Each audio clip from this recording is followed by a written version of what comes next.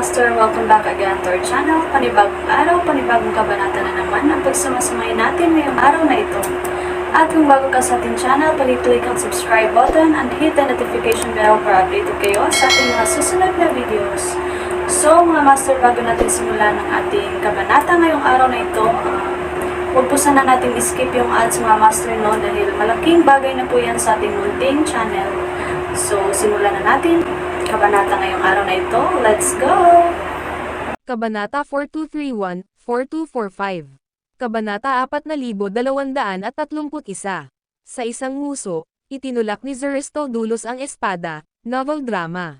Mabilis si Zeristodulus. Sa isang kisap mata, ang matalim na sable ay dumapo sa dibdib ni James, at isang materialized na sword energy ang lumabas mula sa saber. Unang dumapo kay James ang sword energy, kasunod ang saber. Ang cultivation base ni Zeristodulus ay nasa tuktok ng quasi-acme rank. Kung ibibigay niya ang kanyang buong lakas, siya ay nakakatakot. Gayunpaman, napaatras lamang si James ng ilang hakbang mula sa suntok. Mabilis na lumipad pabalik ang kanyang katawan. Agad na nabasag ang lupa sa ilalim niya.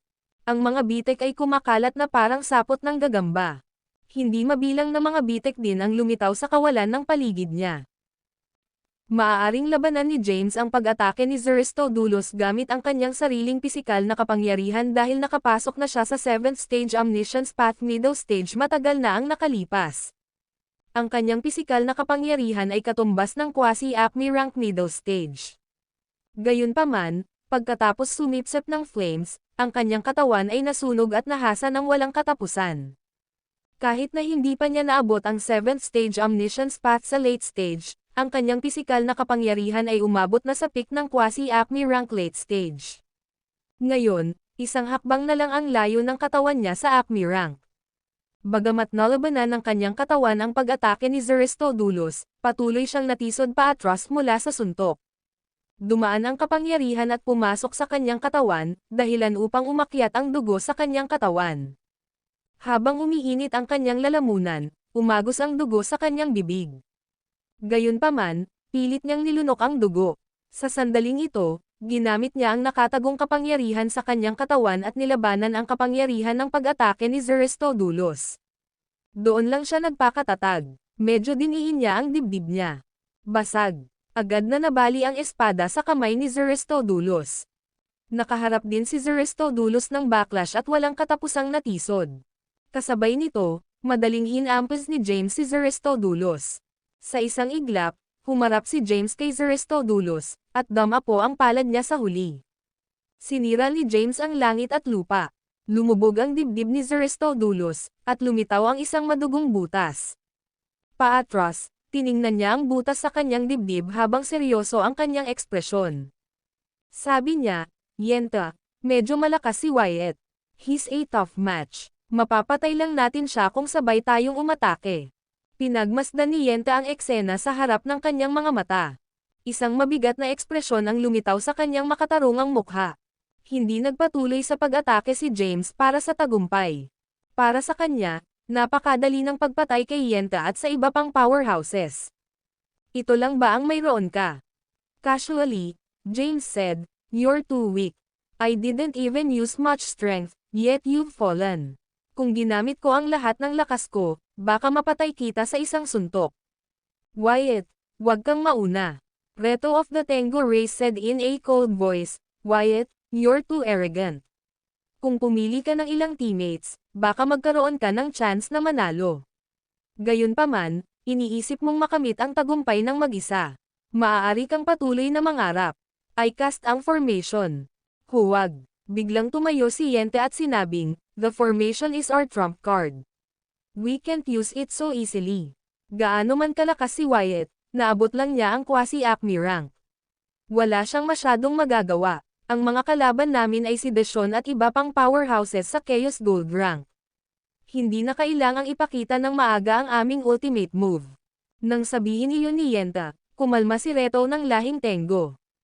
Samantala, tumingin si James sa 5 buhay na nilalang sa kanyang harapan ng may interes. Dumapo ang kanyang tingin kay Yenta at iniskan ang kanyang katawan. Hinamak ni Yenta ang kanyang tingin.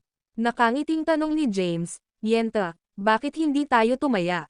Isang taya. Bahagyang natigilan si Yenta. With doubt, she mumbled. Anong balak niyang gawin? Oo. Nakangiting sinabi ni James, hindi ako lalaban sa iyo ngayon, at kung sino man ang lalaban sa iyo sa hinaharap, tutulungan kita. Ang taya ko ay magiging akin ang kampyon sa huli. Kapag nanalo ako, tatanggapin ka ng Mount Doom, at ikaw ang magiging asawa ko. Napangiti ng husto si James. Ambisyoso si Wyatt. Kahit na gusto niya si Yemima, siya ay isang manlalaro. Ito ay isang bagay na alam ng buong Doom Race. Ang mga aksyon ni James ay batay sa personalidad ni Wyatt. Ang video na ito ay edited by Urban Storytelling. Kabanata 4232. Ginawa ni James ang lahat para maging mas naaayon sa pagkakakilanlan ni Wyatt. How walang hiya, naiinis si Yenta. Nakangiting sinabi ni James, huwag ka munang tumanggi. Pag-isipan mong mabuti. Dati ang Cloud Race ay isa sa 10 Great Races, pero ngayon, ang Cloud Race ay isang mababang lahi. Kahit na ang Bug Race ay maaaring abusuhin sila. Nang aasar, nagpatuloy siya, maaari kang tumaya. Kung ako ay magiging kampyon, ikaw ay magiging aking asawa. Sa aking proteksyon, magiging madali para sa Cloud Race na muling mapabilang sa 10 Great Races. Nang marinig iyon, natahimik si Yenta. Masyadong mapang-akit ang pangalan ng 10 Great Race. Hindi mabilang na mga karera ang nagsumikap ng walang katapusan upang maging makapangyarihang mga karera at makakuha ng lugar sa Greater Realms.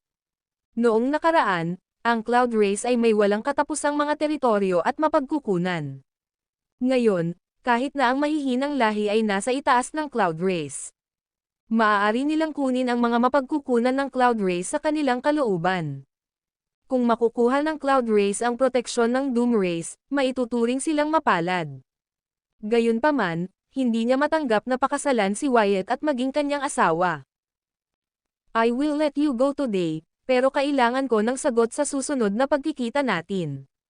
Nang matapos magsalita si James, kumislap ang katawan niya at nawala sa kinatatayuan. Pagkaalis niya ay parang nawalan ng lakas si Yenta. Sabay-sabay siyang bumagsak sa lupa at napaupo sa isang bato habang siya ay pawisan ng malamig. Yent, tinawag si Zaristodulos bago nagtanong, ayos ka lang ba? Napailing si Yenta at tumingin sa kanya, kumusta ang sugat mo? Walang matindi, sinabi ni Zaristodulos, kailangan ko lang magpahinga. Yenta, talagang pinag-iisipan mo bang pakasalan si Wyatt at maging asawa niya? May napansin si Fact na nakakaiba sa ekspresyon ni Yenta at hindi niya maiwasang magtanong. Ano bang problema nito? Sinabi ni Zaristodulos, alam mo ang sitwasyon ng aking lahi. Noong labanan sa Primordial Realm, ang aking lahi ay dumanas ng matinding pagkatalo, at ang kinaroroonan ng Grand Patriarch ay hindi alam. Ngayon, kahit sino ay maaaring mangapi sa aking lahi. Kung makukuha natin ang proteksyon ng Doom Race, sino ang maglalakas loob na ay bully ang aking lahi? Suportado ni Zaristodulos ang taya ni James. Gayunpaman, iginalang niya ang pinili ni Yenta. Yenta, it's your choice. Naniniwala ako na hindi ka pipilitin ng Cloud Race sa kahit ano. Napabuntong hininga si Yenta. Pagkatapos, tumayo siya at sinabi, umalis muna tayo sa lugar na ito. Sa Greater Realms, karamihan sa mga powerhouse ay quasi-Acmins. Maraming quasi-Acmins din ang pumasok sa Ancient Realm sa pagkakataong ito. Ang panahon ng labanang ito ay 30,000 taon. Sa simula ng labanan, dapat tayong mag-ingat. Subukang huwag makipagkita sa mga powerhouse at panatilihin ang iyong lakas. Sige, nakuha ko. Ang mga buhay na nilalang sa pangkat na ito ay tumango at mabilis na umalis sa lugar. Sa kabilang banda, pagkaalis ni James, naghanap siya ng ibang team. Lahat ng bagay sa sinaunang kaharian ay nasa ilalim ng kapangyarihan ng Mount Doom ng lahat ng lahi. Ang mga powerhouse ng Greater Realms ay nagtipon sa Mount Doom. Sinusubaybayan nila ang sitwasyon ng sinaunang kaharian at ang mga paggalaw ng mga powerhouse ng kanilang organisasyon. Hindi mabilang na mga powerhouse ang nakapansin sa pagkikita ni James kay Yenta. Ang kanilang pag-uusap ay pumasok din sa mga tainga ng mga powerhouse na ito. Nang marinig ni Fitzroy, ang Patriarch ng Cloud Race, ang mga salita ni James, na naging Wyatt, natuwa siya. Mula nang bumagsak ang Cloud Race, si Fitzroy ay naghahanap ng makapangyarihang mga kaalyado. Madalas niyang hanapin ang Doom Race, ngunit hindi siya gaanong pinapansin ng Doom Race, lalo pa ang kakampi niya. Yent, you have to agree. For the Cloud Race, you must agree, dasal niya sa puso. Napakalaki ng sinaunang kaharian. Pagkatapos tumingin sa paligid, hindi mahanap ni James ang ibang mga buhay na nilalang. Nagpa siya siyang huminto sa paghahanap. Sa halip, lumitaw siya sa tuktok ng isang bundok. Naka-crossed legs at nag-focus sa pagpapagaling. Ang video na ito ay edited by Urban Storytelling. Kabanata 4233. Sa halip na maghanap ng ibang team, dapat maghintay si James na mahanap siya ng ibang team. Alam ng lahat ang kanyang kinaroroonan. Kung ikukumpara sa isang pangkat na may 5 buhay na nilalang, mas madali para sa kanya na mapatay dahil nag-iisa siya. Hindi niya itinago ang kanyang aura. Sa halip, inilabas niya ang kanyang aura para akitin ang mga team na malapit sa kanya. Isang araw pa lang mula nang magpahinga siya, may lumabas na team. Sup, it's getting interesting. Ang ika-10 lugar ng Chaos Gold Rank, Zaylavani Halani, ay nakilala si Wyatt, novel drama. Papalapit na si Zaylavani kay Wyatt. Mag-aaway ba sila? Ngayon, maraming mga koponan ang umiiwas sa mga laban, ngunit si Zaylavani ay magkakaroon ng kanyang unang labanan laban kay Wyatt. Sinusubukan ba niyang gumawa ng pangalan para sa kanyang sarili? Hindi. Bagamat may 1,000 Paths Holy Body si Wyatt, hindi siya nagpakita ng kapangyarihang labanan. Marahil ay pinipili ni Zaylavani ang mahihina. Sa Mount Doom, maraming powerhouse ang nag-uusap. Ang Chaos Gold Rank ay ginamit upang sukatin ang lakas ng isang quasi-Acmin. Ang pangalawa at ikatlong lugar ng Chaos Gold Rank ay pawang mga buhay na nilalang ng lahi ng Doom. Sa pagpasok nila sa Acme Rank, nawala ang kanilang mga pangalan sa Chaos Gold Rank, at ang mga buhay na nilalang sa mas mababang ranggo ay sumulong. Ngayon, si Zaylavani ay nasa ika-10 ranggo sa Chaos Gold Rank. Ang mga miyembro ng pangkat na pinamunuan niya ay maingat niyang pinili. Kahit na hindi sila niranggo sa Chaos Gold Rank, lahat sila ay makapangyarihan. Sa sinaunang kaharian, mayroong isang espiritual na bundok na nawala ng espiritual na enerhiya. Ang bundok ay kalbo at natatakpan ng mga bato. Umupo si James sa isang bato sa tuktok ng bundok habang nakakross ang mga paa. Sa di kalayuan, may lumabas na team. Ang pangkat ng 5 ay lumitaw sa malayo mula sa espiritual na bundok na kinaroroonan ni James. Tumayo sila sa kawalan at tumingin kay James, na nakaupo sa tuktok ng bundok habang nakakross ang mga paa. Zaylavani, ito ay Wyatt, sabi ng isang buhay na nilalang. Isang binata ang nakatayo sa harap ng team. Mukhang nasa 25 taong gulang siya. Nakasuot siya ng pulang damit at may hawak na pulang saber sa kamay. Sa isang mahinang ngiti, sinabi niya, ang target ko ay si Wyatt. May sabi-sabing mayroon siyang 1,000 Paths Holy Body, ngunit bihira siyang maglakbay sa labas ng lupain. Palagi siyang nagsasagawa ng closed-door meditation sa Mount Doom. 8,000 epochs ago, lumabas siya para sa cultivation ngunit nahuli siya ng Heaven Eradicating Sect. Sinasabing malaki ang improvement ng kanyang cultivation base sa oras na ito. Si Zaylavani, wala siyang kakampi. Dapat may tiwala siya sa kakayahan niya. Mag-ingat tayo. Sabay nating salakayin si Wyatt at patayin. No need. I can deal with Wyatt myself. If I can't deal with him, how can we achieve champion? Iniwan ni Zaylavani ang kanyang pangalan sa Chaos Gold Rank 2 trilyong panahon ang nakalipas, ngunit sa nakalipas na 20,000 kapanahunan, hindi niya inilagay ang kanyang pangalan doon. Ngayon, 2 trilyong panahon na ang lumipas. Siya ay higit na mas malakas kaysa sa siya ay 2 trilyong kapanahunan. Sa paghakbang sa kawalan, naglakad siya patungo kay James at lumitaw 10,000 metro ang layo mula sa huli. Dahan-daang tumayo si James at tumingin kay Zaylavani na nakasuot ng pulang damit. Casually, James said, "What's your name?" "I don't kill people without knowing their names." Zaylavani, sagot ni Zaylavani. "Oh, ikaw pala si Zaylavani, na dating ika-13 sa Chaos Gold Rank at ngayon ay nasa ika-10. Lumitaw si James na walang pakialam. Si Zaylavani ay dating ika-13 sa Chaos Gold Rank, ngunit pagkatapos na makapasok sina Hodder, Manly, at Wotan sa Acme Rank, tumaas ang kanyang rangkang. Nasaan ang mga kasama mo? Tumingin kay Zay Lavani, sinabi ni James, hilingin ang iyong mga kasamahan sa koponan na pumunta at salakayin ako ng buo. Hindi ka nag-iisa ang kapareha ko. James was full of confidence, wala siyang pakialam kay Zay Lavani. Kahit na matalo ni James si Zay Lavani, hindi ito magiging malaking kaguluhan. Kailangan ni James na lipulin ang isang buong koponan. Ang video na ito ay edited by Urban Storytelling. Kabanata 4234. Nang kaharap si Zay Lavani, na nasa ikasampu sa Chaos Gold Rank, si James ay kalmado. Hindi siya natakot sa Chaos Gold Rank powerhouse. Hinawakan ni Zay Lavani ang saber sa kanyang kamay. Masyadong confident si James, kahit si Zay Lavani ay medyo kinabahan.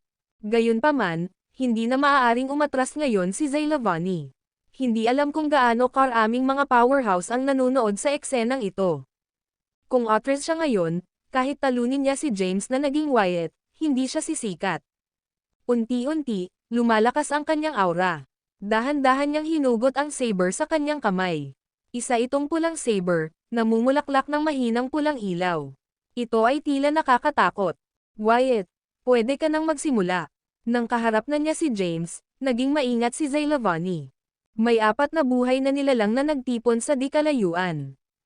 Hindi ba siya sisilike? Wyatt dares to participate in the duel without teammates. This means that he's confident in his ability. I'm scared that Zay Lavani can't defeat him. Bakit hindi natin atakihin si Wyatt? Hindi mo ba alam ang ugali ni Zay Lavani? Tingnan muna natin kung paano ito mangyayari. Kung may mangyari, maglulunsad tayo ng mga pag-atake at papatayin si Wyatt. Bago magsimula ang tunggalian, ang mga kasamahan ni Zay Lavani ay gumagawa na ng plano. Nakatayo sa kawalan, nakasuot si James ng puting damit at may kumpiyansa na ekspresyon. Bitbit ang isang sandata sa isang ulo, ginamit niya ang kabilang kamay para gumawa ng kilos. Casually, he said, "Don't accuse me of bullying you later. You should attack first." Naghahanap ka ng kamatayan. Nagdilim ang mukha ni Zay Lavani. Tapos, lumipat siya. Sa sandaling gumalaw siya, isang pulang ilaw ang lumitaw sa itaas ng ulo ni James. Tahimik, itinulak nito ang ulo niya. Ang eksena ay natakot sa lahat ng mga powerhouse na nanunood dahil ang lahat ay nangyari masyadong mabilis. Ang tibak na ito ay nalampasan ang mga paghihigpit ng oras at espasyo. Kahit na ang isang admin ay maaaring hindi mag-react sa oras. Gayunpaman, si James ay mukhang kalmado. Nakatayo siya sa parehong lugar. Nang malapit nang maglaslas ang pulang ilaw sa kanyang ulo, itinaas niya ang kanyang kamay at iniunat ang 2 daliri, na madaling sinalo ang pulang ilaw. Novel drama. Bagamat nakuha ni James ang liwanag, napakalakas ng liwanag. Sa sandaling nahuli niya ito, naramdaman niya ang isang nakakatakot na kapangyarihan na damaloy mula sa kanyang mga daliri patungo sa kanyang katawan. Hindi napigilan ng kanyang katawan na bumaba.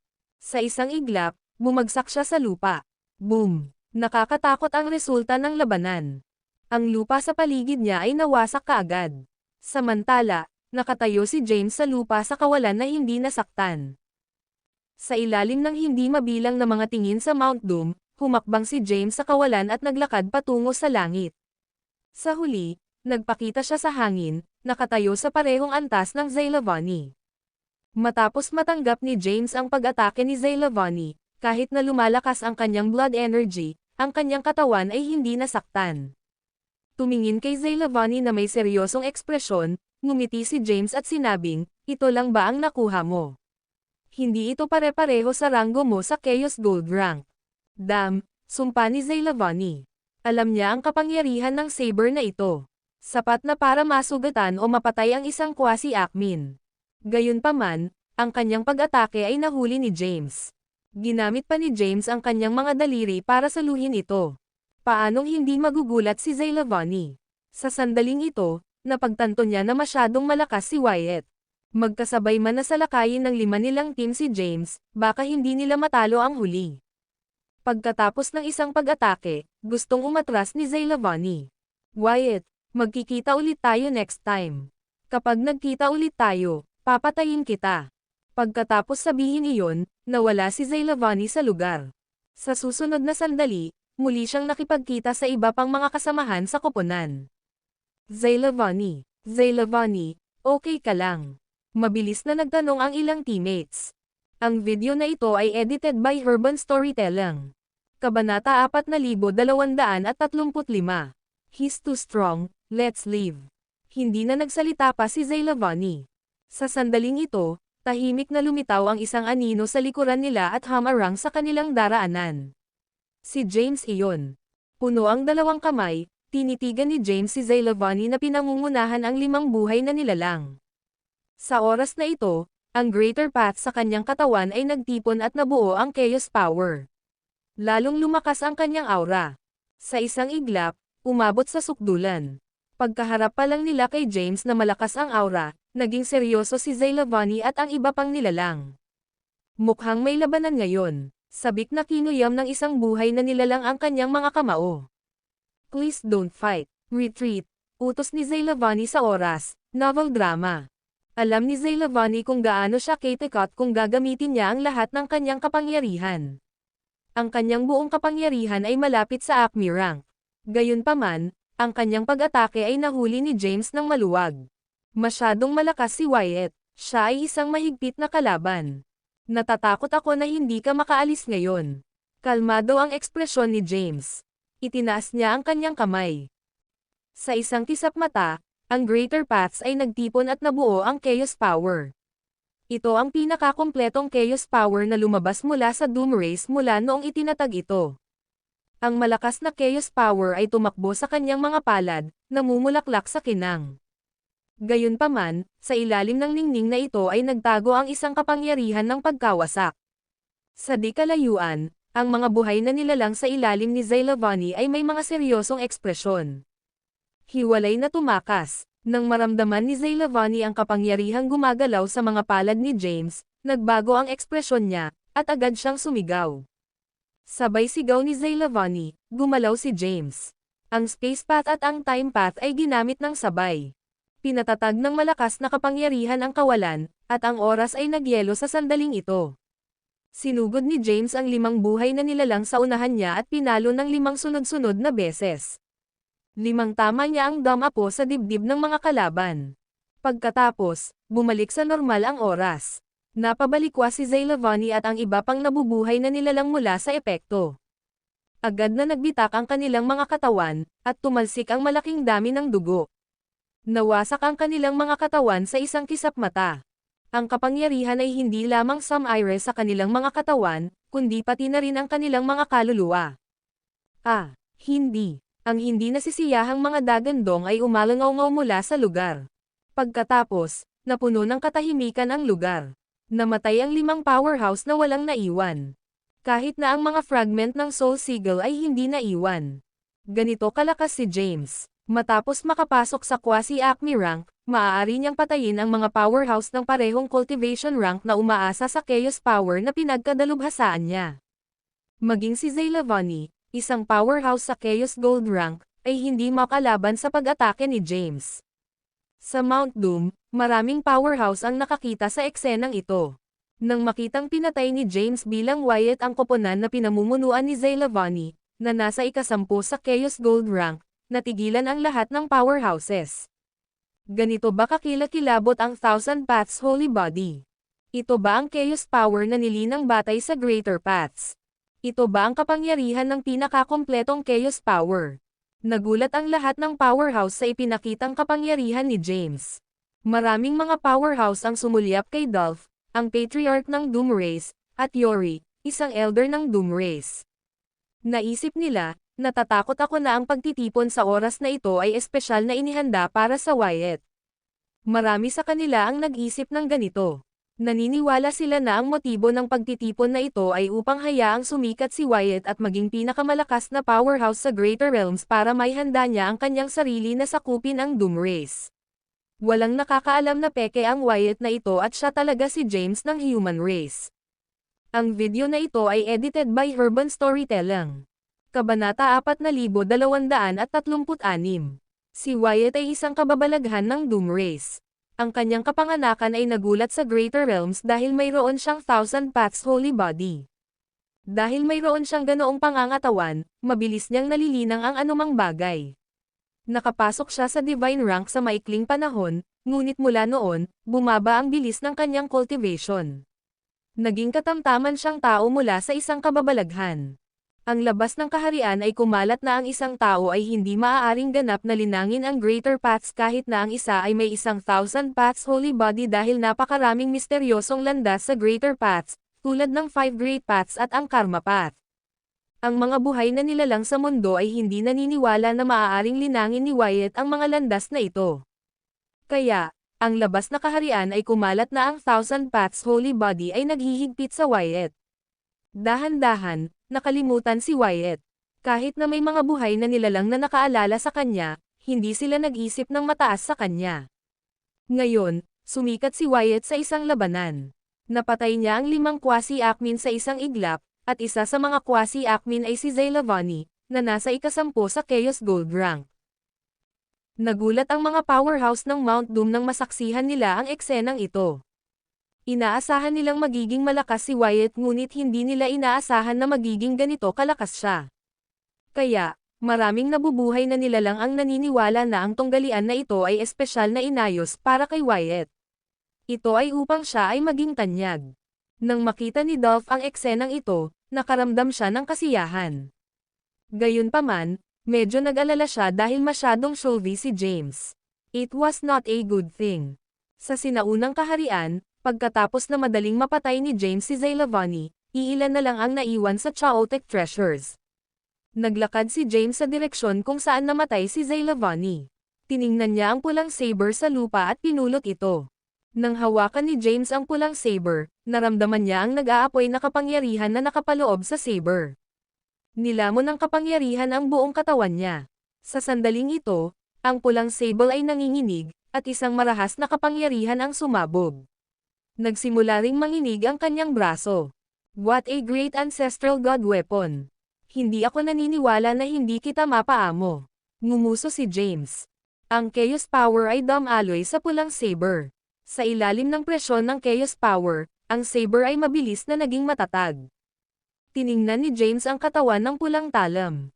Sa katawan ng talam, may nakaukit na 2 salita, Red Malice. Itong ancestral god weapon ay hindi masama. Inalis ni James ang sable at itinago ang iba pang sandata sa lupa. Pagkatapos, nakahanap siya ng lugar at naupo nang nakakross ang mga paa. Alam niyang mabilis nakakalat ang balita ng labanang ito. Sa lalong madaling panahon, siya ay makikilala sa sinaunang kaharian, at ang mga koponan na nagtitiwala sa kanilang mga kakayahan sa sinaunang kaharian ay hahanapin siya. Nakakross ang kanyang mga paa, naupo si James sa tuktok ng isang bundok. Nakaka-relax ang kanyang katawan, at malinaw ang kanyang isip. Iniisip niya ang kanyang hinaharap. Ngayon, ang kanyang katawan ay may hindi mabilang na mga kasanayan sa lagda at supernatural powers, novel drama. Nariyan ang primal mantra at ang chaos sacred art. Gayunpaman, kahit na malakas ang mga kasanayan at kapangyarihang ito, hindi kanya ang mga ito. Lahat sila ay nilikha ng mas lumang henerasyon. Kahit na matutunan niya ang lahat ng ito, maaabot lang niya ang cultivation rank ng mga creator. Hindi niya malalampasan ang lahat. Kailangan niyang lumikha ng sarili niyang landas. Ang video na ito ay edited by Herban Storytelling. Kabanata 4237. Pag-angat ng ulo, tumingin si James sa kulay abong kalangitan. Maaliwalas ang langit mula sa mga bituin. Nasaan ang aking landas? Ano ang dapat kong gawin upang tahakin ang tunay na landas at lumikha ng isang hindi magagapi na landas? Nakaramdam ng lungkot si James. Pagkatapos, nagpakawala siya ng isang malalim na buntong hininga. Ang walang talo na landas ay madaling sabihin. Kahit na sa Sky Burial Age, walang sino man ang nang-ahas na i-claim ang kanilang sarili bilang invincible. Huminga siya ng malalim, inalis niya ang lahat ng magugulong kaisipang ito. Ina-activate ang Greater Paths, tinipon niya ang Greater Paths sa kanyang katawan at bumuo ng isang malakas na Chaos Power. Nagpatuloy siya sa paghihinuha sa Greater Paths, na gustong pagbutihin pa ang Greater Paths at pumasok sa middle stage na quasi-Acme rank. Hindi nagtagal, kumalat ang balita tungkol kina James at Zaylavani dahil maraming powerhouse sa Mount Doom ang nanonood sa labanan. Lihim na ipinaalam ng mga powerhouse na ito ang mga alagad sa ilalim ng kanilang mga organisasyon. Wyatt is too strong. Don't provoke him. Kung kinakailangan, give up. Don't lose your life for the Chaos Sacred Lotus. Kahit na walang mga kasamahan si Wyatt, hindi siya matatalo sa anumang mga koponan. Ang koponan na pinamumunuan ni Zay Lavani, na nagre-ranggo sa ika-10 sa Chaos Gold rank, ay na-wipe out ni Wyatt. Napatay sila ni Wyatt sa loob ng ilang segundo. Yenta, si Wyatt ay masyadong makapangyarihan. Ngayon, hindi pa niya naabot ang Acme rank, ngunit kapag naabot na niya ang Acme rank, magkakaroon siya ng lugar sa Greater Realms. Dahil interesado siya sa iyo ngayon, bilisan mo na at cotton up sa kanya. Si Fitzroy, ang patriarch ng Cloud Race, ay nagpadala rin ng mensahe kay Yenta. Sa Mount Doom, nakatayo si Yori sa gilid ng hindi nagpapakita ng anumang ekspresyon, ngunit nag-aalala siya. Sinulyapan niya si Kamat sa tabi niya. Nang tumingin si Yori kay Kamat, napagtanto ni Kamat na nakatitig si Yori sa kanya, kaya't sinabi niya, huwag kang mag-alala. Walang mangyayari. Sa pagkakataong ito, nagayos kami ng mga powerhouse sa tuktok ng Permanence Acme rank na malapit nang maabot ang Terra Acme rank. Gaano man kalakas si Wyatt, papatayin lamang siya kapag nakaharap sa isang powerhouse na Acme rango. Bagamat totoo ang sinabi ni Kamat, hindi pa rin nakasisiguro si Yori, novel drama. Kahit na si Zay Lavani, na nasa ika-10 sa Chaos Gold rank, ay naabot lamang ang tuktok ng quasi-Acme rank, ang kanyang kakayahan ay kapantay ng isang Terra Acmin. Ngayon, si Zay Lavani ay pinatay ni James sa isang pag-atake lamang, kaya paano maniniwala si Yori na ang isang powerhouse sa tuktok ng Terra Acme rank ay maaaring pumatay sa Wyatt James na nagpapanggap. Kahit na malakas ang Terra Acmin, maraming tao ang nanonood sa Ancient Realm. Bago lumitaw ang isang powerhouse na nalampasan ang quasi-Acme rank, inatake na sana siya ng mga powerhouse sa Mount Doom bago niya mapatay si James. Maaaring maging elder ng Doom Race si Yori dahil wala siyang tiwala sa sinuman. Mula nang simulan niyang pamunuan ang mundo, si James, na si Wyatt, ay ang kanyang pinakamalaking hadlang. Matapos ayusin ni Kamat ang mga powerhouse sa Ancient Realm para patayin si James, nakaisip si Yori ng isang plano. Sa pagkakataong ito, walang sinumang nagtungo sa sinaunang kaharian ang lalabas ng buhay. Nang maisip niya ito, napangiti si Yori. Sa isang lugar sa sinaunang kaharian, mayroong isang bulubundukin. Gayunpaman, ang bulubunduking ito ay wala sa lupa, ngunit ito ay lumulutang sa kalagitnaan ng hangin. Kakaiba ang tanawin ng mga kalbong bundok na lumulutang sa gitna ng hangin. Sa labas ng bulubundukin, lumitaw ang isang pangkat. Ang koponan ay pinangunahan ni Dashon, ang kampyon ng Chaos Sage rank. Ang kanyang koponan ay napuno ng mga sikat na powerhouse sa quasi-Acme rank. Sa likod ni Dashon, isang lalaki ang tumingin sa mga bundok na lumulutang sa gitna ng hangin sa unahan at nagtanong, ito ba ang maalamat na Sky Islands? Oo, sa pangunguna, bahagyang tumango si Dashon at sinabing, ito ang Sky Islands. Sinasabing dojo iyon ng Primal Pathmaster. Maraming powerhouse sa ilalim ng Primal Pathmaster. Bawat Sky Island ay may may-ari na isang Terra Acmin. Dapat mayroong hindi mabilang na kapalaran dito. Sa bagay, may ilang oras pa bago matapos ang tunggalian. Dashon, pumunta tayo doon. Kung mahahanap natin ang Primal Mantra, mayaman tayo. Sa sandaling nag-isip, sinabi ni Dashon, ang lugar na ito ay umiral sa loob ng libu-libong taon, at sa paglipas ng mga taon, maraming mga powerhouse ang ipinanganak. Dapat itong walang laman sa ngayon, ngunit ang mga pagkakataon at kapalaran ay hindi umaasa sa kakayahan. Ang pagkuha ng mga ito ay nangangailangan ng swerte. Pumasok tayo at tingnan. Ang video na ito ay edited by Urban Storytelling. Kabanata 4238. Ang Sky Islands ay ang pangunahing lugar ng sinaunang realm. Noong nakaraan, ito ay kung saan matatagpuan ang dojo ng Primal Pathmaster. Noong unang panahon, isang Terra Acmin ang nanirahan sa bawat Sky Island. Kung ang mga Terra Acmin ay nasa kasalukuyang panahon, sila ang magiging nangungunang mga powerhouse at maaaring takutin ang iba pang mga powerhouse. Ang pangkat na pinamumunuan ni Dashon ang unang nakatuklas sa Sky Islands. Dahil kasi simula pa lang ng tunggalian, matatapos lang ito sa loob ng 30,000 taon. Kaya, nagpasya silang tingnan ang Sky Islands at tingnan kung makakahanap sila ng mga pagkakataon at kapalaran. Noong nakaraan, may mga porma sayon sa lugar, ngunit lumipas ang maraming taon. Kaya, ang mga porma sayon ay naging mga sirang porma sayon. Ang kapangyarihan ng mga porma sayon ay walang magawa kay Deshawn at sa iba pang mga powerhouse. Pumasok sila sa Sky Islands. Hindi nagtagal pagkatapos nilang pumasok, may nakita silang kakaiba sa isla. Swoosh! Isang piercing light beam ang bumaril sa langit. Pinaliwanagan nito ang kulay abong espasyo, at ang mga lugar sa sinaunang kaharian. Ano yun? Anong nakakasilaw na sinag ng liwanag? Novel drama. Isang malaking kayamanan ang lumitaw. Tara na at tingnan natin. Ang maliwanag na sinag ng liwanag ay pumutok sa langit, at ito ay makikita mula sa buong sinaunang kaharian. Lahat ng nabubuhay na nilalang na nakakita sa sinag ng liwanag ay sumugod sa lugar kung saan naruroon ang Sky Islands. Sa Mount Doom, si Deshawn ang kampyon ng Chaos Gold Rank. Ang pangkat na pinamunuan niya ay pumasok sa Sky Islands at nakakuha ng atensyon ng maraming powerhouses. Gayunpaman, nang pumasok si Deshawn at ang kanyang koponan sa Sky Islands, napagtanto ng mga powerhouse na hindi ma-detect ng kanilang divine sense si Deshawn at ang aura ng iba pang powerhouses. Kahit na mayroon silang mahusay na divine sense, hindi nila maobserbahan ang sitwasyon sa loob ng Sky Islands. Naging palaisipan ito sa maraming powerhouses. Anong nangyayari? Nagpunta ako sa Sky Islands noon, ngunit wala akong natuklasang kakaiba. Bakit may kakaibang nangyari nang pumasok si Deshawn at ang iba pang mga nilalang? May nahanap ba talaga sila sa Sky Islands?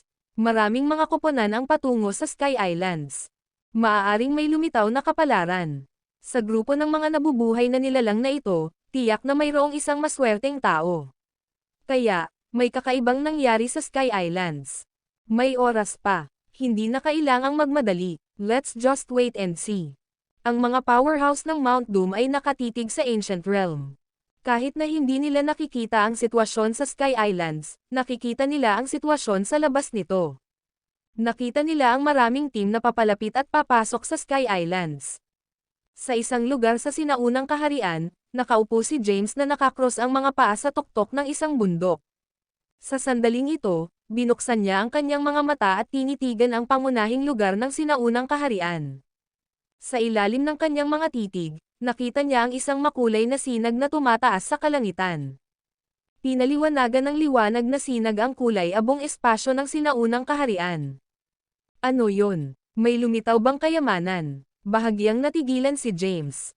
Ang Ancient Realm ay dating lugar ng Primal Pathmaster, at ang Primal Pathmaster ay ang lumikha ng Primal Mantra. Siya ay isang nangungunang powerhouse sa Sky Burial Age. Siya ay nasa tuktok ng pyramid sa kasaysayan. Maaaring mangyari ang anumang bagay dito. Nang bumalik sa katinoan si James ay mabilis siyang tumayo at nawala ang kanyang katawan sa lugar. Sa susunod na sandali, lumitaw siya sa labas ng Sky Islands. Nauna sa kanya ang mga isla. Ang video na ito ay edited by Urban Storytelling. Kabanata 4239. Ang bawat isla ay napakalaki at umabot ng higit sa 1,000 light year na espasyo. Ang bawat isla ay lumulutang sa himpapawid, mukhang engranding ngunit kakaiba. Sa mga isla sa kalangitan, walang mga halaman. Walang pagdadalawang isip na pumasok si James sa lugar. Nang pumasok si James sa Sky Islands, naramdaman niya ang isang misteryosong porma sayon. Hinarang ng formation ang lahat ng aura. Kahit na may nangyari dito, hindi ito maramdaman ng nasa labas. Hindi maiwasan ni James na tumingin sa likuran niya at sumimangot. Bakit hindi ko naramdaman ang formation noong nasa outside realm ako? Naramdaman ko lang ang formation pagpasok ko, mumbled James, puzzled. Sa sandaling ito, masama ang pakiramdam niya. Pakiramdam niya ay may mangyayari sa lugar na ito. Baka nag-o-overthink ako dito. This is the place of the Primal Pathmaster. It makes sense that I can't sense the formation when I'm in the outside realm. Huminga ng malalim, napatigil si James sa pag-iisip. Dahil nakarating na siya sa lugar, nagpa siya siyang pumasok at tingnan. Marahil ay maaaring may mga pagkakataon at kapalaran. Magiging mahusay kung may makukuha siya. Ang misteryosong sinag ng liwanag ay nakakuha ng atensyon ng lahat ng mga nilalang sa kompetisyon at ng sinaunang kaharian. Sunod-sunod silang pumasok sa Sky Islands. Sa Mount Doom, Isang elder ng Doom Race ang nagpakita kay Dolph at nagtanong sa mahinang boses, may mangyayari ba dito? Nagsalubong ang kilay ni Dolph. May mangyayaring hindi inaasahan. Ngayon, lahat ng nabubuhay na nilalang ay nakapasok na sa Sky Islands. Hindi na maramdaman ng mga powerhouse sa lugar na ito ang sitwasyon sa Sky Islands. Ano kayang mangyayari? Isang powerhouse na nasa isang tabi ay ngumiti at nagsabing, lalabas ang mga kapalaran. Ito ay dapat ang unang pagkakataon na napakaraming nabubuhay na nilalang na patungo sa sinaunang kaharian mula noong nakalipas na mga panahon. Marahil ay may isang tao na nahirapan sa isang paghihigpit na iniwan ng Primal Pathmaster. Kaya, lumitaw ang mga pagkakataon at kapalaran. Kung sino ang makakakuha sa kanila ay nakasalalay sa swerte. I think so too. Marahil ang Primal Mantra na nawala sa loob ng maraming taon ay lumitaw. Kung lumitaw ang Primal Mantra, gusto ko ring pumunta sa Ancient Realm. Maraming mga powerhouse ang nagsimula ng isang talakayan. Biglang tumayo si Yori at sumulyap sa mga powerhouse bago pinaalalahanan sa malamig na boses, anuman ang mangyari, kahit anong kapalaran ang lumitaw sa sinaunang kaharian, anuman ang mangyari. Lumilitaw sa Sky Islands, ang mga kapalarang ito ay nabibilang sa kanilang henerasyon. Ang mga kapalaran ay walang kinalaman sa atin. Tsaka, ang tunggalian ay patuloy pa rin. Hindi maaaring makialam si Akmins. Nagbibiro ako. Tama na yan. Huwag mo kasing seryosohin. Nagbibiroan lang kami, novel drama. Maraming powerhouses ang nagpahayag ng kanilang mga sarili. Noon lang tumigil si Yori sa pagsasalita. Inayos na niya ang lahat ng maaga. Simple lang ang motibo niya. Gusto niyang lipulin ang lahat ng nabubuhay na nilalang na pumasok sa Ancient Realm, kabilang si Wyatt, na talagang James, at pukawin ang isang pagtatalo sa Greater Realms. Sa ganitong paraan, maaari niyang kolektahin ang 10 susi at makuha ang Blight Omniscience mula kay Soren. Sa Sky Island sa Ancient Realm, si James ay nasa tuktok ng isang kalbo na bundok. Sinuri niya ang lugar habang patuloy na kumakalat ang kanyang divine sense. Isang malinaw na tanawin ng lugar na ito ang lumitaw sa kanyang isipan. Nakatuon si James sa pagkakabuo ng lugar na ito, nalaman niya na ang Porma Sion dito ay hindi isang sinaunang Porma Sion. Sa katunayan, ang Porma Sion ay hindi kasing edad ng mga Porma Sion sa Planet Desolation. Kakaiba, nakakunot ang noo niyang bamulong, ang sinaunang realm ay umiral sa Sky Burial Age. Logically speaking, ang formation ay dapat luma na. Gayunpaman, ang mga formations sa Planet Desolation ay mas matanda kaysa sa formation dito. Kahit na ang lugar ay lumitaw na sinaunang at misteryoso, ang formation inscriptions at sigils ay mula sa edad na ito. Si James ay isang master sa formations. Bagamat mataas ang kanyang pangunawa sa mga ito, hindi siya kapantay ng ilang akmin na dalubhasa sa mga Porma Sion sa Greater Realms. Gayunpaman, hindi maintindihan ng mga akmin ang mga sinaunang Porma Sion, ngunit kaya niya. Ito ay dahil kaya niyang gawing mga panuntunan ang lahat. Noong nasa Planet Desolation siya, naiintindihan niya ang mga sinaunang Porma Sion. Hindi kaya ang formation dito ay may ganitong edad. Bulong ni James. Ang video na ito ay edited by Urban Storytelling. Kabanata 4240. Siguro masyado akong nag-aalala. Marahil ang mga Porma Sion sa Sky Burial Age ay nilikha sa ganitong paraan, bulong ni James bago pinigilan ang sarili na mag-isip pa. Nagpatuloy siya ng mas malalim sa Sky Islands at tumungo sa direksyon ng light beam.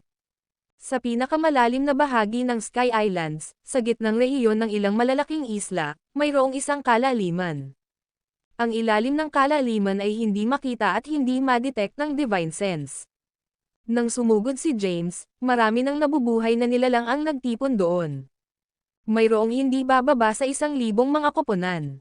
Mayroong humigit kumulang 5,000 buhay na nilalang. Sa kanila, ang karamihan ay nasa tuktok ng quasi-acme rank at lahat ay tiwala sa pagkuhan ng Chaos Sacred Lotus. Nang makita ang napakaraming powerhouses, hindi maiwasan ni James na mabigla. Maraming mga lahi ng Greater Realms ang may solidong background. Madali silang makapagpadala ng malaking bilang ng mga powerhouse. Bukod pa rito, ang mga powerhouse ay nasa tuktok ng quasi-acme rank. Maaari silang pumasok sa acme rank anumang oras. Humigit kumulang 5,000 powerhouse ang nagtipon at lumitaw sa harap ng kalaliman. Sa sandaling lumitaw si James, siya ang naging sentro ng atensyon. Naglakad siya patungo sa team na kinaroroonan ni Yenta. Nang makita ng team si James, umatras sila at tinitigan siya ng masama. Kumalat ang balita tungkol sa pagpupunas ni James sa team ni Zay Lavani.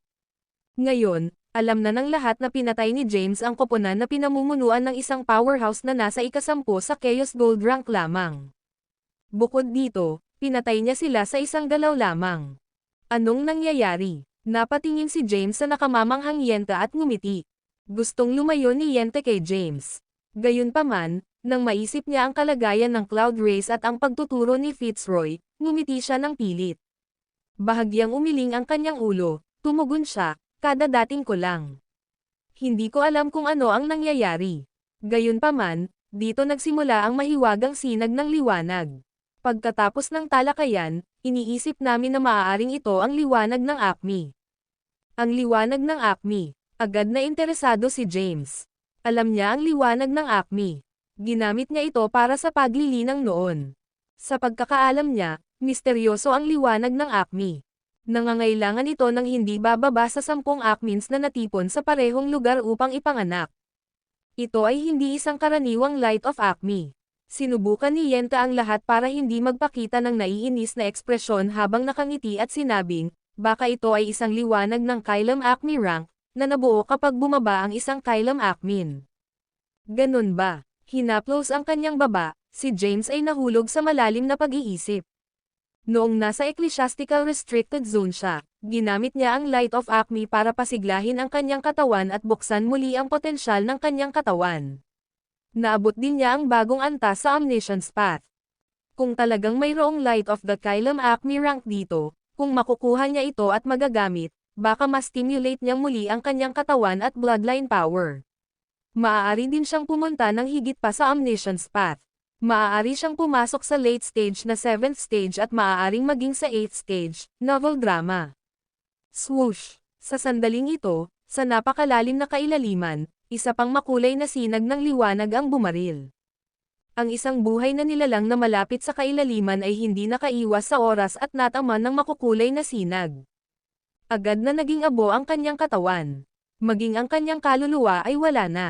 Sa isang iglap, isang quasi-Acmen ang napatay ng walang pagkakataong lumaban. Ang eksena ay nagulat sa maraming buhay na nilalang.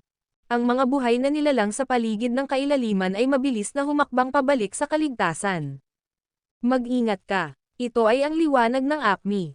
Nararamdaman ko ang malakas na kapangyarihan. Ang liwanag ng Acme ay kilala bilang liwanag ng kamatayan at liwanag ng pagkasira. Kung ito ay humipo sa isang tao, ang tao ay mamamatay. At saka, ito ang liwanag ng Kylum Acme rank. Kahit na totoong Acmen ay mamamatay kung ang liwanag ay dumampi sa kanya, pabayaan tayo. Maraming mga powerhouse ang nagsimula ng isang talakayan. Ang mga pinuno ng bawat koponan ay nagbabala rin sa kanilang mga kasamahan na mag-ingat. Ang liwanag ng Acme ay kumislap at nawala. Maraming buhay na nilalang ang naka-alerto. Swoosh! Ang video na ito ay edited by Urban Storytelling.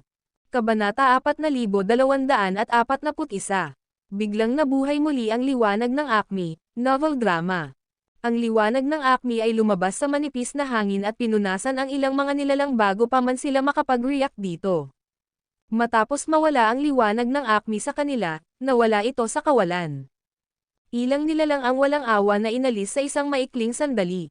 Kailangan na nating umalis dito. The Light of Acme developed a mind of his own, how frightening. Maraming powerhouse ang na-freeze sa pagkabigla. Maging ang isang malakas na cultivator tulad ni Deshawn ay nabagabag at nagmamadaling inutusan ang kanyang mga miyembro ng grupo na umatras. Nasa ibang isla si James at pinagmamasdan niyang mabuti ang kanyang paligid.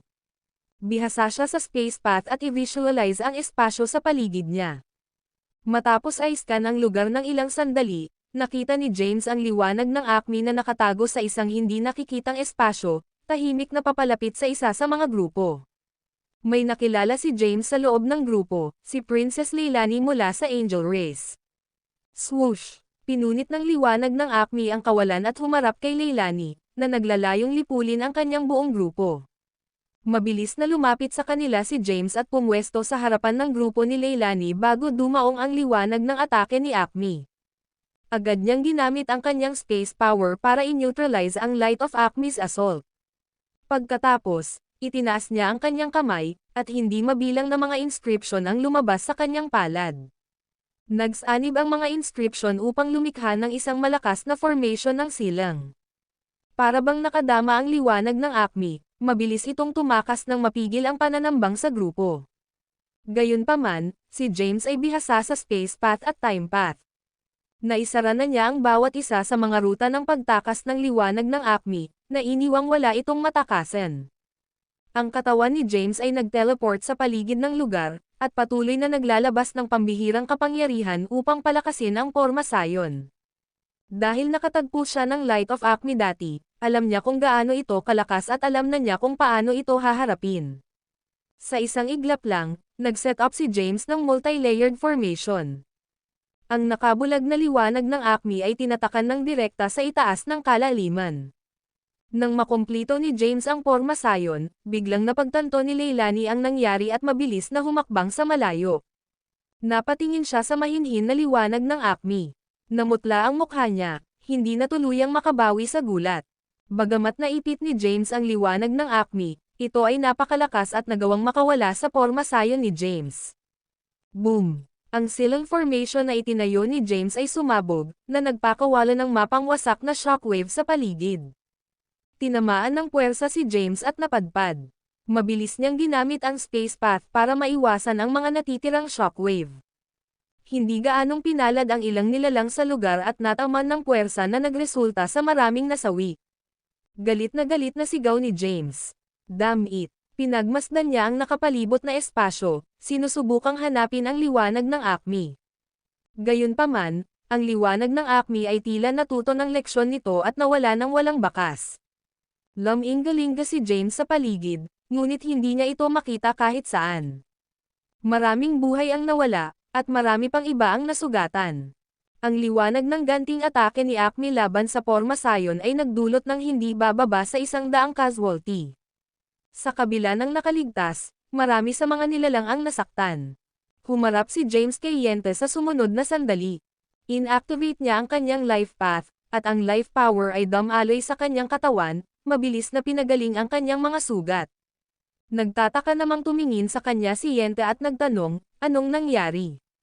Lumapit din sa kanya si Leilani at nagpasalamat, salamat, Mr. Dalibor.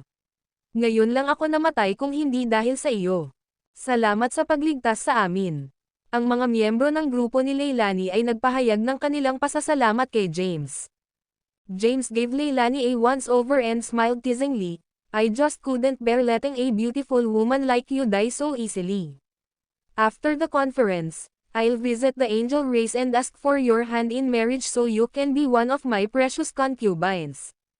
Maganda ang impresyon ni Leilani kay James, ngunit agad na nagdilim ang mukha nito sa kanyang masungit na pananalita.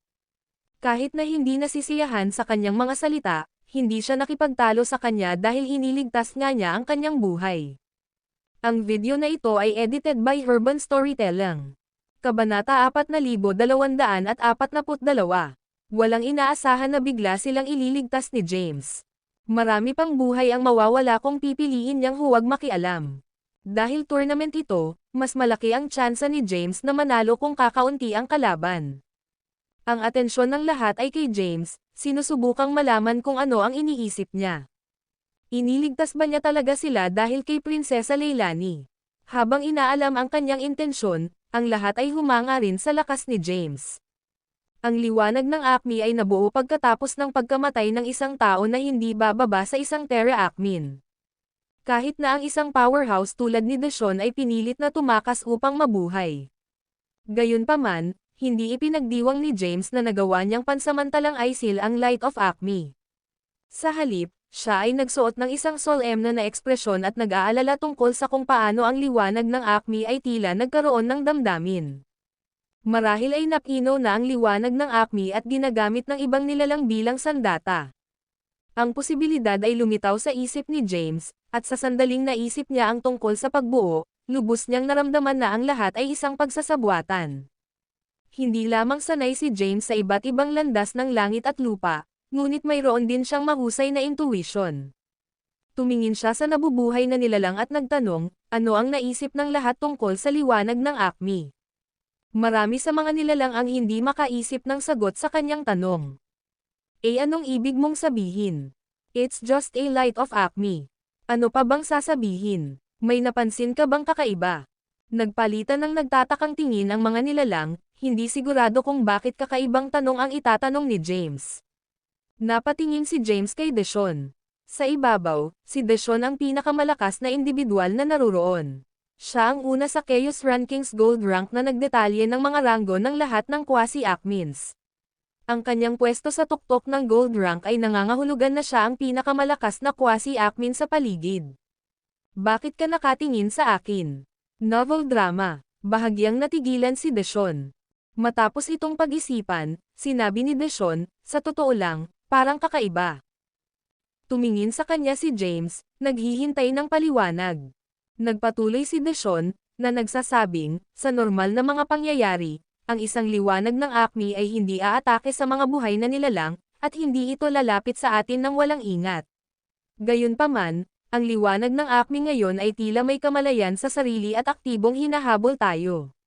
Bilang karagdagan, alam pa nito kung paano magtago sa loob ng kalawakan at subukang tambangan tayo.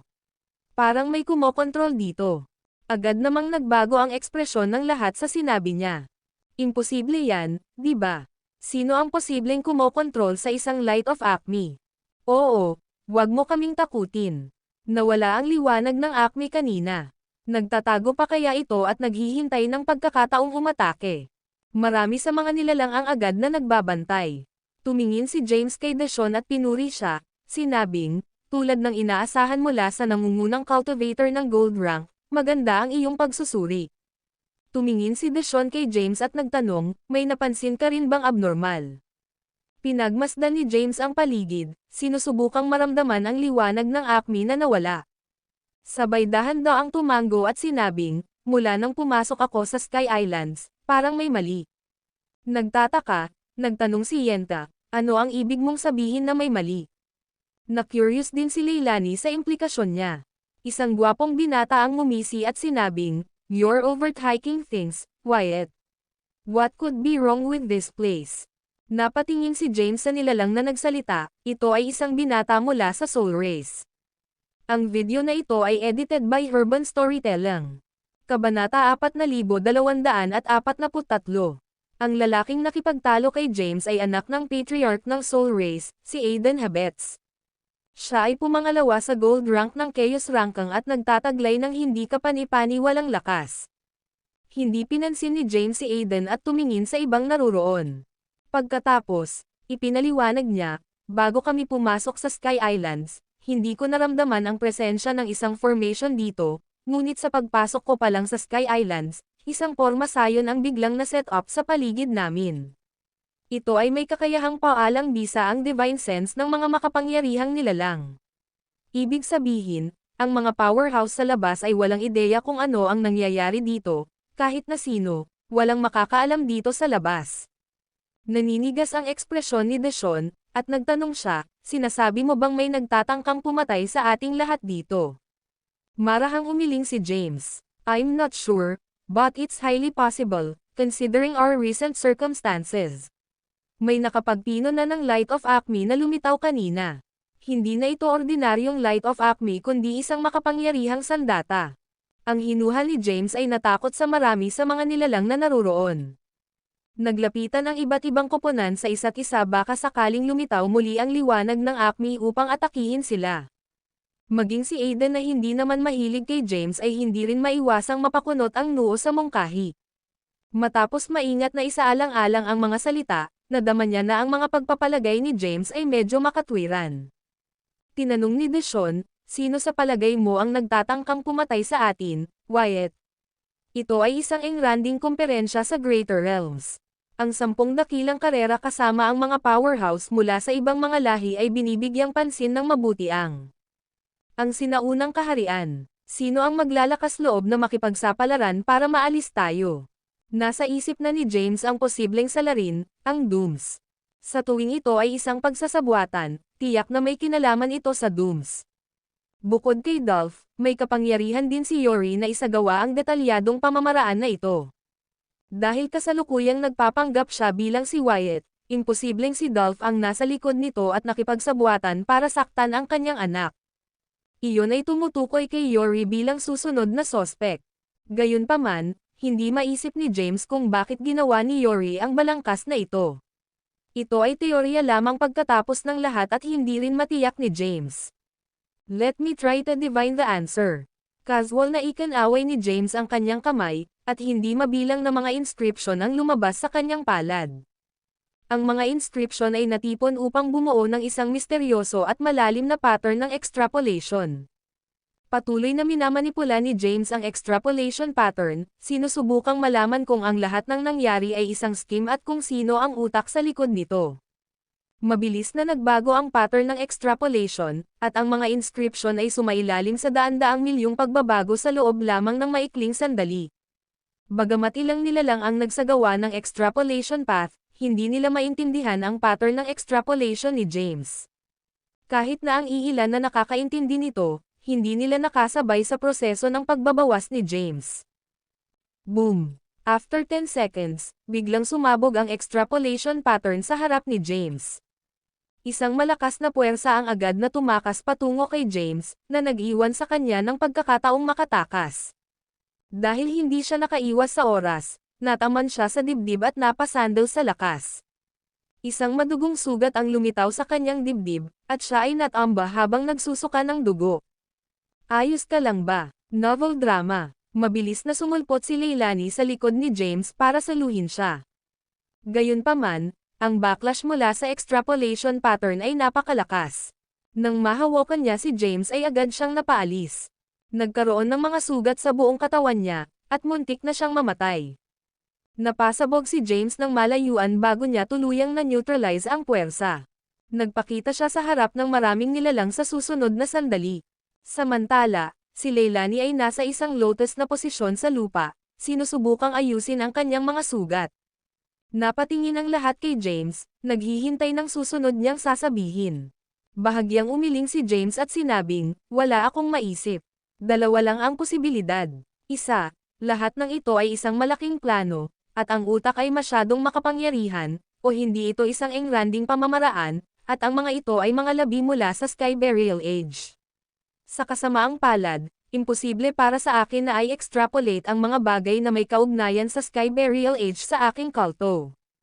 Nagtataka, tanong ni Yenta, alin sa mga ito ang mas malamang? Napakamot ng ulo si James. Sa totoo lang, naramdaman niyang medyo mataas ang posibilidad na ito ay utak ng isang Doom. Naisip niya, pinag-iisipan kung dapat niyang sabihin ang totoo at ibaling ang iba't ibang lahi na ito laban sa Dooms o itago ito sa kanyang sarili at gabayan silang lahat sa kaligtasan upang mahalin niya ang kanyang sarili sa kanila. Ang video na ito ay edited by Urban Storytelling. Kabanata 4244. Seryoso ang mukha ni James habang inaayos ang lahat ng impormasyon. Maaaring baguhin ng buong pagsubok ang status quo ng Greater Realms. Kung si Yori ang nasa likod ng buong balangkas na ito at inilantad siya ni James, kung gayon ang iba pang mga pangunahing lahi ay uusigin si Yori. Ito ay maaaring magsanhi kay Yori na umalis sa Dooms at maging pampublikong kaaway na numero 1 sa Greater Realms. Gayunpaman, kasalukuyang kinakatawan ni Yori ang Dooms. Kung pipigilan ni James ang kanyang dila, ang buong Doom race ay magiging target ng Greater Realm enmity. Sa kabila nito, magkakaroon pa rin ng maraming impluwensya si Yori sa loob ng Doom race, na magiging mahirap para kay James na gamitin ang kanyang awtoridad. Kung hindi niya makontrol ang Dooms, hindi niya matutulungan ang human race. Kailangan niya ang Greater Realms na magulo at ang karapatang magsalita sa Dooms. Kung maaari, gusto ni James na i-sway din ang ibang lahi. Napatingin si James sa lahat ng nasa paligid niya. Ang mga naruroon ay mula sa mga pangunahing lahi sa loob ng Greater Realms at pawang mga haligi sa hinaharap ng kani-kanilang mga komunidad. Matapos timbangin ang mga kalamangan at kahinaan, nagpasya si James. Napatingin ang lahat kay James na naghihintay ng sagot niya. Huminga ng malalim si James, kunwari ay nalilito sa sitwasyon. Pagkatapos, sinabi niya, talagang mayroon akong mga hinala. Gayunpaman, ang aking mga salita ay maaaring magdulot ng panloob na salungatan sa gitna ng dooms kung may sasabihin ako ngayon. Sa kabilang banda, kung itatago ko ang aking mga opinyon sa aking sarili, ilalagay ko sa panganib ang buhay ng lahat. Maaari din akong makita bilang isang kontrabida ng ibang mga lahi ng Greater Realms. Napatingin si Aiden kay James na naka-disguised as Wyatt. Huwag na kayong magpatalo at humabol. Tumango si James habang nagsasalita, ang komperensya ay inorganisa ng Doom Race. Kaya, ganap nilang kontrolado ang pagpili ng venue ng komperensya. Kung ito ay isang pakana upang patayin ang lahat ng naroroon, mayroon lamang 3 posibleng salarin. Ang una ay ang Grand Patriarch ng aking lahi. Gayunpaman, siya ay nasa loob ng maraming taon at hindi nakikialam sa aming mga gawain. Ang pangalawa ay ang aking ama, ngunit wala siyang dahilan upang patayin ang sino man dito. Hindi rin malamang nasusubukan niya akong saktan. Ang huling posibilidad ay ang Great Elder ng ating lahi, si Yori. Pagkatapos masuri ng mabuti ang mga katotohanan, siya ang may pinakamataas na posibilidad na mastermind ang buong plot. May ilang mga dahilan kung bakit ako nakarating sa conclusion na ito.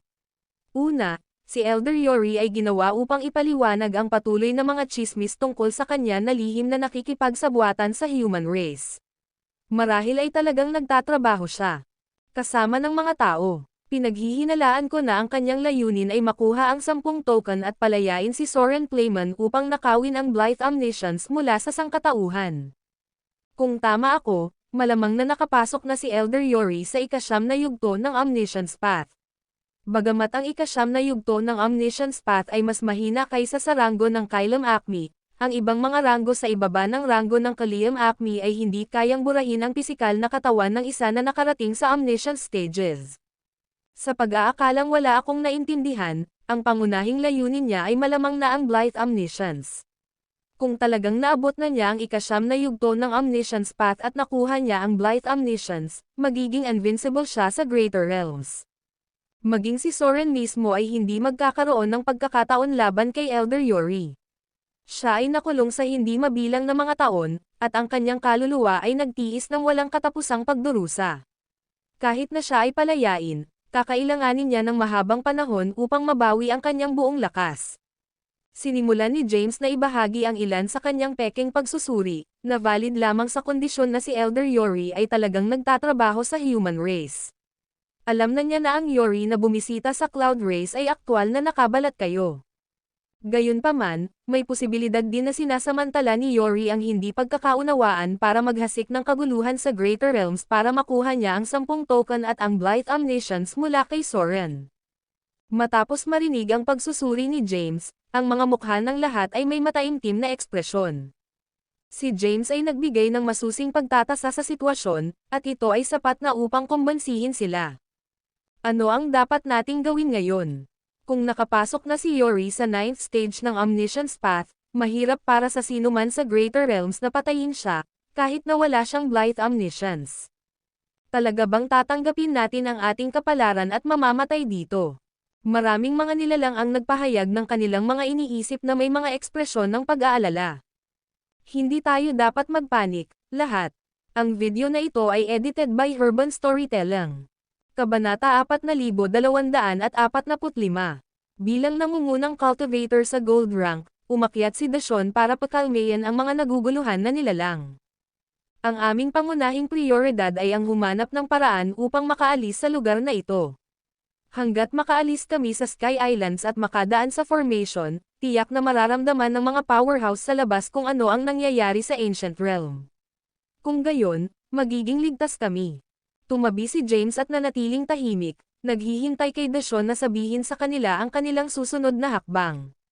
Gusto niyang makuha ang puso ng mga nilalang na naroroon, ngunit nagpa siya na manatili sa kanyang kamay sa ngayon. Napagmasdan na niya ang porma sayon noon pa man.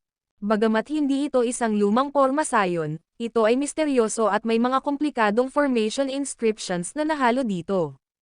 Naniniwala si James na walang sino man dito ang sapat na malakas na makalusot sa porma sayon. Maging ang mga eksperto mula sa Mount Chaos ay mangangailangan ng mahabang panahon bago nila ito makrack.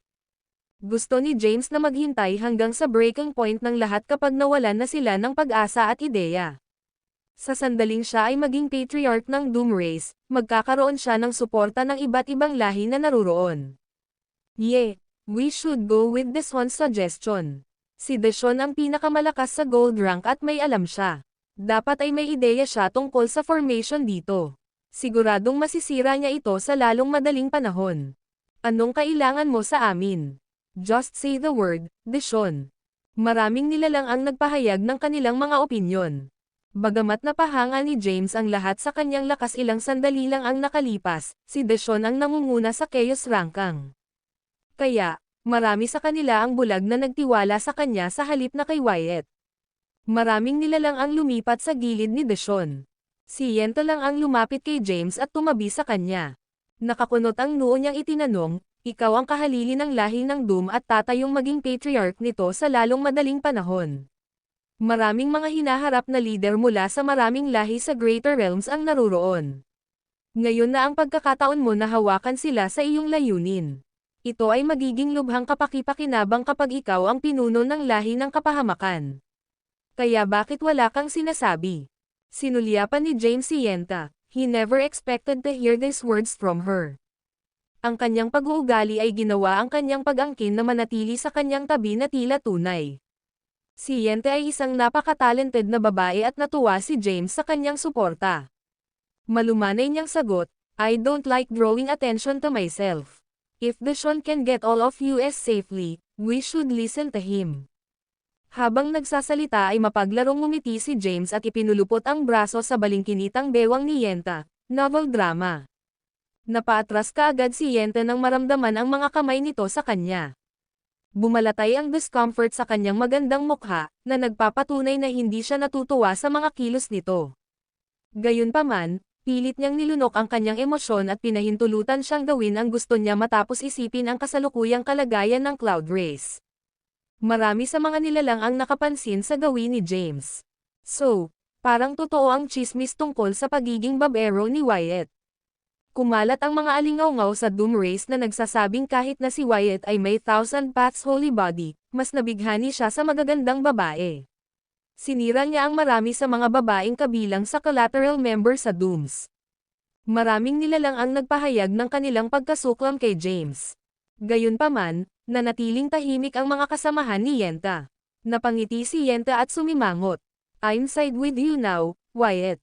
I leave myself in your capable hands. You'd better protect me. Syempre, ngumisi si James at sinabing, I promise I'll treat you well. Kapag ako ay naging patriarch ng Doom Race, ibabalik ko ang posisyon ng Cloud Race sa kaharian at papatayin ang sino mang maglalakas loob na magbuhat ng kamay sa iyong mga kamag-anak.